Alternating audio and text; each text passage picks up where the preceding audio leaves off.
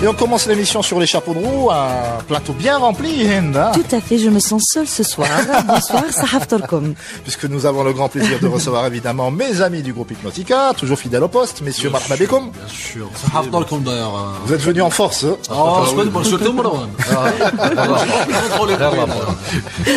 Et on vous garde en deuxième partie d'émission et on commence avec notre ami Fers Afak, du cœur sur la main. Fers, bonsoir. Bonsoir à vous, bonsoir chers auditeurs et auditrices, Sahaf Torkom et Sahar Ramadan. Comment ça se passe avec Ramadan? Comment vas-tu? Difficilement en ce moment.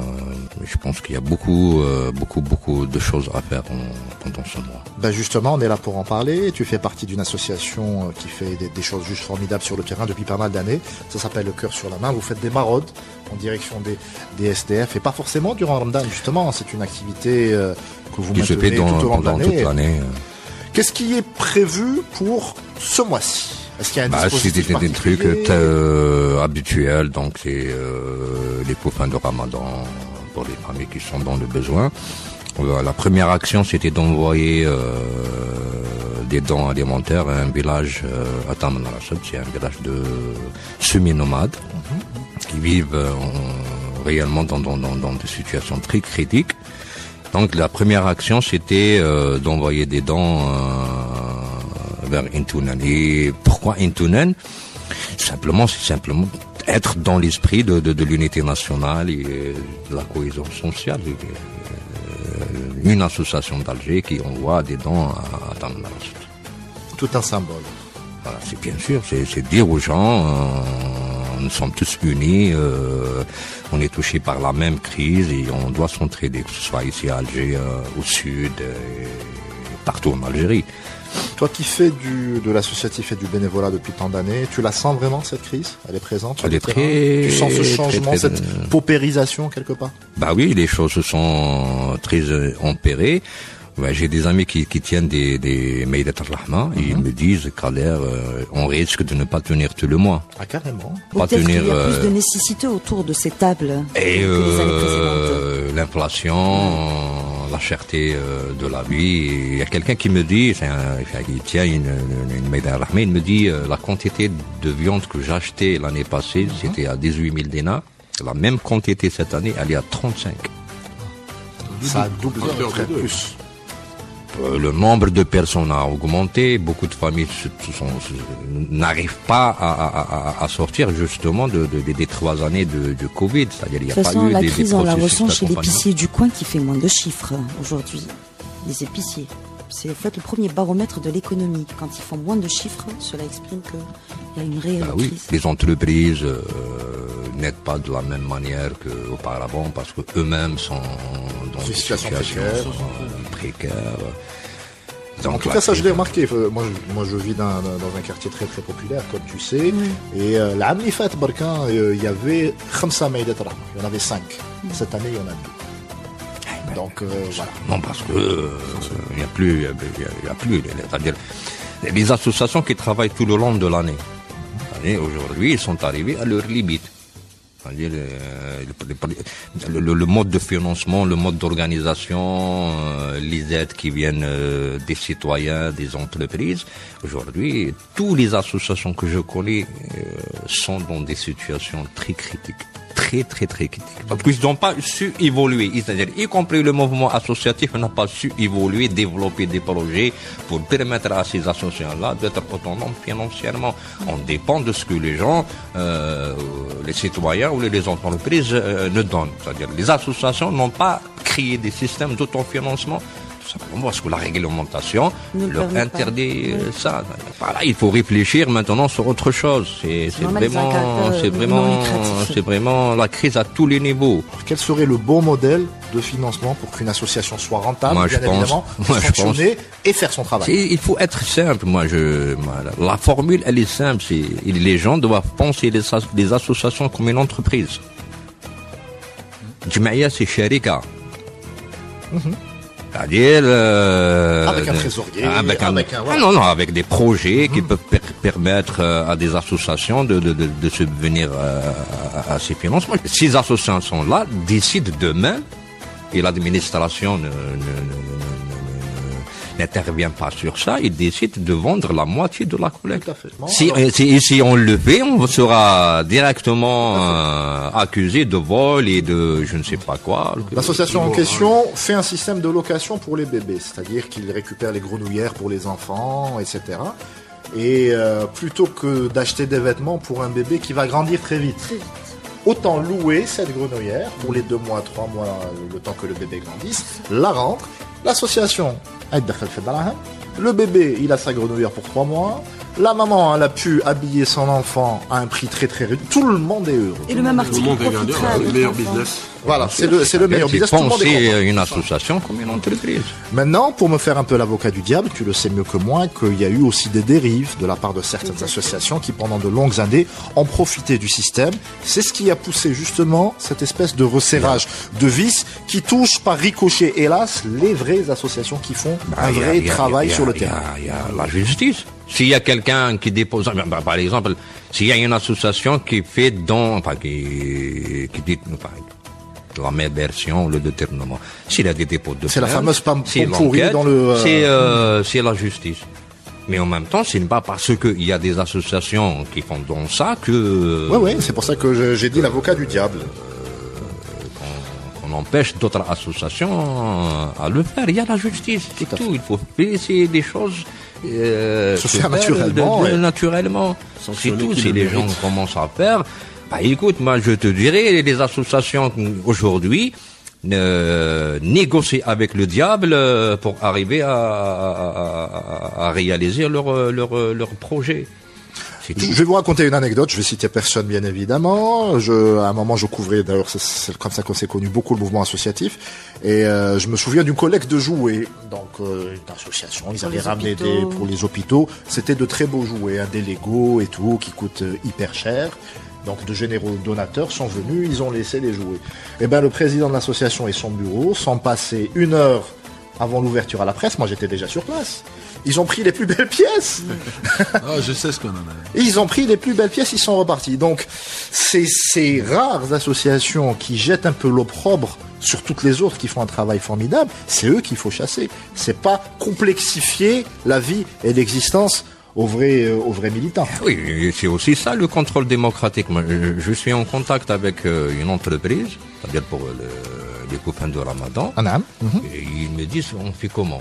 J'ai dit, bon, on fait pas comme les autres. Donc, ne me ramenez pas les copains déjà prêts.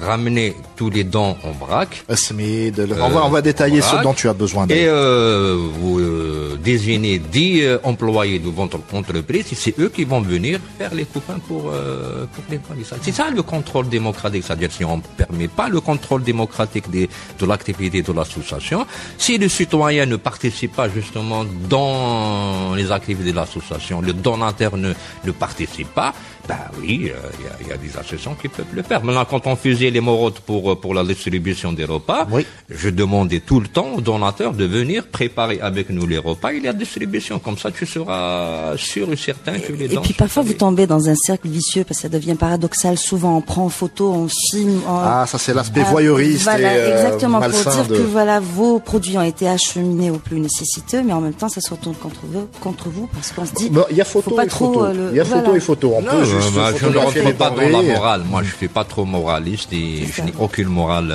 concernant ça. Moi, je filme, je poste sur le gars. On parle pas de la même chose. Hind parle de, par exemple, les enfants cancéreux aller se prendre en selfie devant des enfants cancéreux. Ça, c'est autre chose. Ça, c'est vraiment malhonnête. Non, mais on doit rendre aussi compte et en même temps... De toute façon, tu l'avais fait pour les concentrateurs d'oxygène. Vous étiez une des rares associations à être d'une transparence absolue. Nous avons reçu ça, les voilà, Hamlik, on sait où ça va, pourquoi, comment. Oui, on publie souvent le relevé de compte de l'association, on le publie sur Facebook en disant voilà, qu'est-ce qu'on a reçu comme argent, voilà ce qu'on a acheté. Voilà. C'est-à-dire ça rassure les entreprises qui font des dons considérables. Oui, bien sûr. Il n'y a pas mieux que la transparence. Mais bien sûr, mais c'est ça le contrôle démocratique, ça le fonctionnement démocratique le plus normal. Les gens doivent rendre compte, faire impliquer les associations, faire impliquer les entreprises qu'ils participent eux-mêmes dans l'action. Ça m'arrange pas que tu me donnes de l'argent, que tu me donnes d'un, tu disparais. Non, je veux que tu participes avec moi et tu seras... on a envoyé des dons à Taman Rachet. Dès que mon contact a récupéré les dons, il m'a envoyé une photo, je l'ai publiée sur Facebook. Voilà, que les dons sont arrivés à Taman Rachet. Quels sont les produits qui sont aujourd'hui Voilà, très tu as demandés? besoin de quoi concrètement? De tout, des denrées alimentaires, des médicaments, des vêtements, du Enfin, mobilier. allez, on commence par les médicaments. Quel type de médoc, par exemple? Les médicaments, c'est pour les cancéreux, D'accord. pour les pères tendus, les diabétiques. Il y a toujours une demande assez importante par rapport à ça. Très bien. Les couches aussi pour Les adultes. couches pour Je sais que adultes, c'est un les produit couches qui manque. pour enfants, enfin, tout ce qui peut permettre à des fermiers de dépasser la crise. Ils sont réellement dans une crise. Il y a quelqu'un qui m'a appelé pas longtemps, c'est quelqu'un qui aidait l'association. Cette année, il m'a appelé pour me dire j'ai besoin de coups pour l'eau. Ouh. Ça, c'est... C'est ça, la vie, c'est des hauts et des bas, donc ça arrive, ça n'arrive pas qu'aux autres. Mais la symbolique est énorme. La symbolique est énorme, bien sûr. Ça veut dire il y a beaucoup de familles, et la popularisation, ça s'est encore accentué, les inégalités sociales se sont accentuées, et là il faut vraiment aider ces familles à dépasser. C'est-à-dire que le tissu associatif qui normalement était un appoint, c'était en plus. Là, ça se révèle de première nécessité et c'est ça qui est terrible. Donc, si on veut t'aider, Kader, on t'écrit comment, on te contacte comment? La page Facebook de l'émission, la page Facebook de l'association populaire Le Cœur sur la Main, ou sinon, sur la page, il y a le numéro de téléphone, il y a toutes les informations concernant l'association. On fait une petite pause et on revient? Oui, bien sûr. Allez. Et on continue nos pérégrinations hertziennes en compagnie du groupe Hypnotica. On va s'intéresser à eux dans quelques minutes. On s'intéresse à une autre facette de notre ami Fad Safer, puisqu'il est aussi comédien. Donc je profite évidemment de ta présence on a parlé évidemment de tes activités avec le cœur sur la main. J'aimerais t'interroger sur la nouvelle loi, le projet de loi sur le cinéma, dont tout le monde débat un peu à droite et à gauche. Qu'en penses-tu? On a vu la tribune de Malik Ben Smaïl il y a quelques jours, on a vu un coup de gueule du réalisateur et producteur Yassine Bouaziz avant-hier. Toute la profession s'interroge. Où est-ce que tu te situes par rapport à ce débat? En tous les cas, j'essaie un petit peu de lire tout le monde. Il y a Malik Ben Smaïl, il y a aussi une très grande contribution de Tigya Yassine. Pas encore lu, mais... En 4 parties. Il y a Yassine Bouaziz aussi qui vient de publier une contribution. Et je pense qu'il y a d'autres. Adil Abdelmerad, il me semble, voilà. Aussi, qui s'est prononcé par rapport à ça. Il y a une organisation des cinéastes, des techniciens aussi. Qui s'est prononcé aussi. Mais en même temps, c'est un débat qui doit se naître. On ne peut pas avoir. Enfin, mais ce qui est triste, c'est que à la base, la profession n'a pas été associée à cette loi. C'est pour ça que ça parle maintenant. Et les gens, en fait, auraient préféré parler pendant. C'est ça le... Oui, pendant les assises. Il y a certains qui disent qu'ils n'ont pas été invités. Oui, c'est le mal qui règne, enfin, qui s'installe. Mais en même temps, ça ouvre le débat sur la loi sur le cinéma et je pense que ça va être un débat très riche et que les gens s'organisent parce que l'intervention de Malik Ben Smaïl, c'est une intervention individuelle, celle de Yassine, elle est aussi individuelle, celle de Yassine Bouaziz aussi individuelle. Qu'est-ce qui empêche ces gens-là de se rencontrer et d'avoir une seule position, une seule proposition? Ça a été tenté à quelques reprises, mais voilà. Aujourd'hui, tu peux pas me dire oui, mais on a tenté, mais ça n'a pas marché. Ça n'a pas marché. Le problème aussi, il est en nous. Sauf que tu sais mieux que moi que un simple réalisateur ou un simple producteur tout seul face à une entité énormissime, du projet, c'est ça. Les gens se réunissent et qu'ils débattent entre eux et qu'ils sortent avec une seule proposition à proposer aux autorités. Une fois on propose ça aux autorités, si les autorités prennent en considération ces propositions, tant mieux. S'ils les prennent pas en considération,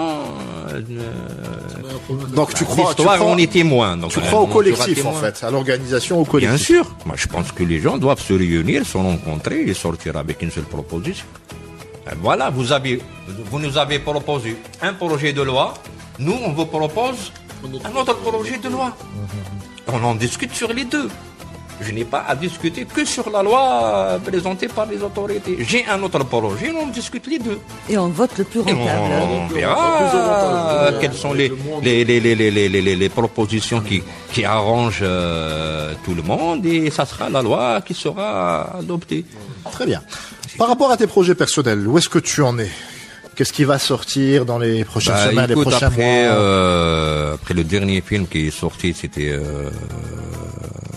la dernière reine de Damien Adila Ben Mered, qui connaît une carrière juste extraordinaire à l'étranger. Il se passe pas un jour sans aller projeter là, elle a remporté tel prix, et tant mieux. Bon voilà, et tant mieux pour l'Algérie.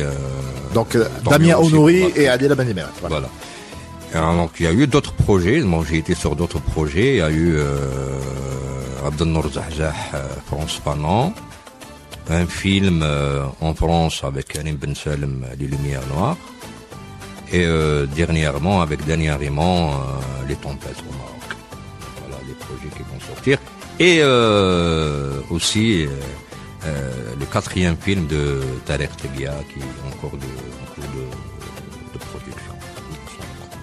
Tu penses passer à la réalisation un jour? Ça te tente? Non, pas plus que ça. La réalisation, ça ne me tente pas. Du tout. Ça ne me dit rien. Pourquoi? Parce que généralement, quand je pose la question aux comédiens et tout, généralement oui, un jour, lorsque je serai assez mature, j'aurai assez d'expérience. Toi, pas du tout. Non, je suis pas tenté par la réalisation. Et pourtant, tu aurais des choses à raconter, hein, connaissant un peu. Oui, mais bon, ça me tente pas. J'ai jamais pensé à être un réalisateur. J'aime. Il est réaliste, acteur, chacun son métier, voilà. Bravo pour le jeu de mots, mais je suis. Ramdan, tu réussis très bien. Donc la réalisation, vraiment. Même si j'aurais tous les moyens du monde. Donc, la 3 ans d'expérience personnelle. Le film. Moi, c'est toujours c'est l'actorat qui m'absorbe. C'est donner vie à des personnages, c'est de penser le personnage, lui donner de la chair. C'est ça ce qui m'intéresse. Tu étais dans Les Bienheureux de Sofia Djamma? Oui, bien sûr, Les Bienheureux de Djamma. Où tu joues de masse. Je ne dis pas parce que tu es là, mais c'est une maestria. La manière dont on peut parler de ton personnage un peu, Bah oui, bien sûr. qui a bien souffert, qui a des stigmates de la décennie noire notamment. Tu le joues super bien. Comment tu l'as construit justement? Je ne construis pas un personnage. Pour moi, il ne se construit pas. On est nous. J'ai jamais pensé. Je ne suis pas de l'école acteur studio américain. Pas de De Niro. Pas d'intériorisation.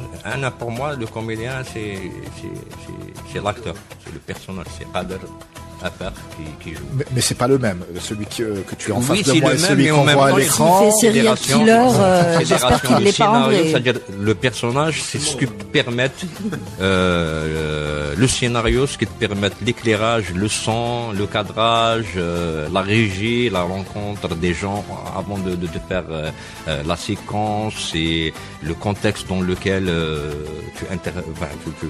tu joues le rôle.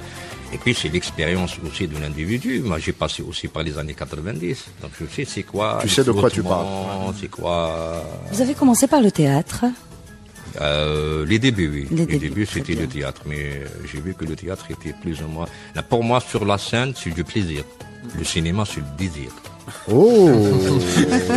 Je pense qu'on va s'arrêter sur cette phrase profonde. Merci beaucoup. Tu restes avec nous, on s'intéresse à nos amis oui, bien sûr, métalleux. bien sûr. Allez, petite pause, on revient tout de suite.